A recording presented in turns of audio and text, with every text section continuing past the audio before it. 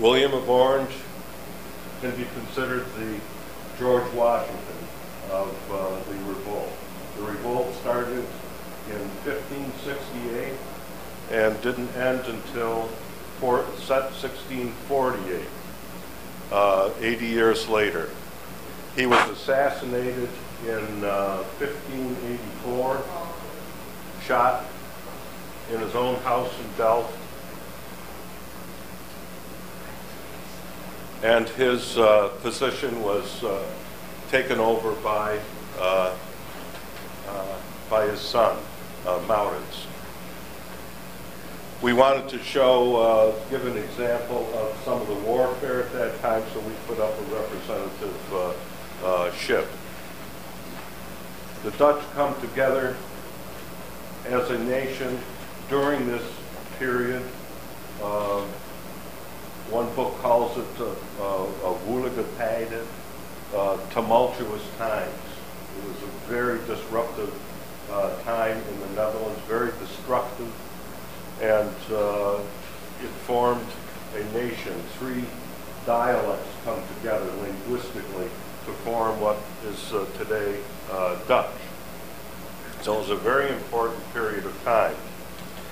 The Dutch had been part of the Habsburg Empire. They were this far northwestern corner of the Habsburg Empire. Even though they were out on the fringe, they supplied most of the money and talent, it seemed, for the Spaniards and the Portuguese. Many of the gunners aboard Spanish ships were Dutch and Germans. The Spaniards didn't like to shoot anybody from a distance. They thought that it wasn't chivalrous. So they let the Germans and the Dutch learn to be gunners, and then they turned against them during the revolt. So the Dutch had a great deal of practice during the 80 Years' War, or leading up to the 80 Years' War. By the time of the truce in 1609, we all know that date, the Dutch had fought the Spaniards to a standstill. The truce allowed people like Hudson to explore for safer passages during time of war to the east.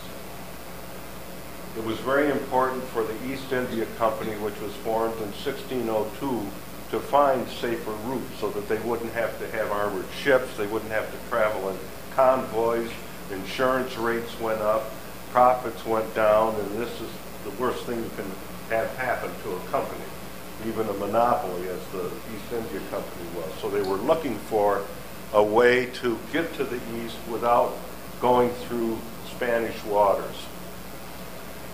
You can see this is the island of Novaya Zembla. It means new land in Russian. In 1594, Willem Barents came up and was iced in up here and wintered over. And he didn't get out until, I think he was iced in August, and he didn't get out until June the next year. They thought that by going north, you would find open water. The theory was that the further north you went, the more direct the sun would hit the earth, and it would warm things up and melt any ice that you would encounter in this area. So they were always trying to go further north to get around to Japan and China. Of course, now we know it's not true, but maybe in a couple of years we'll be able to do that. And maybe even go this way as well. It's quite possible. You have to remember, when we talk about this period of time, we're talking about the Little Ice Age. It started in around 1320 and doesn't end until 1850. The high point of the Little Ice Age is right in the middle of New Netherland history, 1650s. This is the Maunder minimum. This is when there is hardly any sunspot activity, hardly any radiation from the sun is reaching the earth. and everything freezes up. The East River froze. You could walk across on the ice where the White Stone Bridge is. There was a tremendous amount of hardship due to this winter activity. Look at any